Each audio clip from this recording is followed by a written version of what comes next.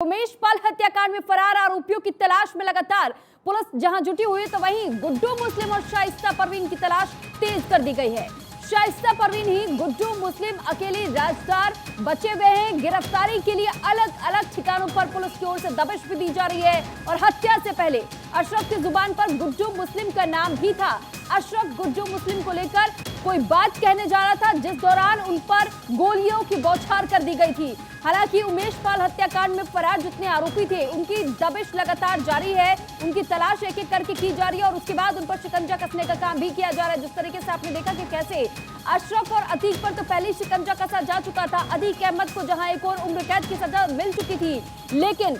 जिस तरीके से अचानक निर्मम हत्या कर दी जाती है, अब ऐसे में अशरफ की भी उसी दौरान हत्या कर दी जाती है। लेकिन सवाल ये, गुड्डू मुस्लिम जो एक बड़ा नाम था उमेश पाल हत्याकांड में, गुड्डू मुस्लिम अब तक फरार चल रहा है और गुड्डू मुस्लिम की तलाश पुलिस को है। हालांकि शाइस्ता परवीन की भी तलाश लगातार तेज कर दी गई है कि आखिर शाइस्ता परवीन जिस तरीके से लंबे समय से फरार चल रही हैं, शाइस्ता परवीन का नया ठिकाना कहां है और साथ ही कौन उन्हें आश्रय दे रहा है, ये तमाम तरीके के जो सवाल है, उन सवालों की गुत्थी को सुलझाने की कोशिश लगातार पुलिस विभाग की तरफ से भी की जा रही है। हालांकि इस बीच पुलिस पर भी कई सवाल निशान खड़े हुए थे कि आखिर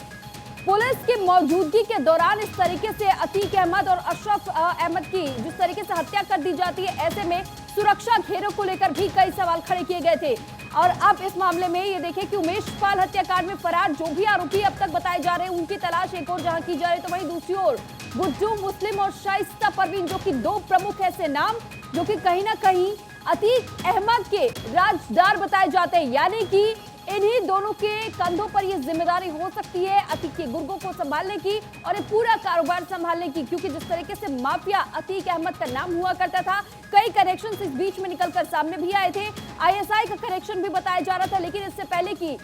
अतीक अहमद कुछ और बड़े खुलासे करता, उससे पहले ही उसकी हत्या कर दी गई। हालांकि अब शाइस्ता परवीन और गुड्डू मुस्लिम की तलाश तेज की गई है ताकि इन दोनों का पता लगाया जा सके और उनसे पूछताछ की जा सके कि आखिर अतीक अहमद का नेटवर्क कहां तक फैला था और किन किन लोगों के नाम इसमें और शामिल हो सकते हैं, क्योंकि एक और जो चिट्ठी सामने आई है, उस चिट्ठी को लेकर भी कयास जताए जा रहे हैं कि उसमें कई बड़े नाम खुल सकते हैं।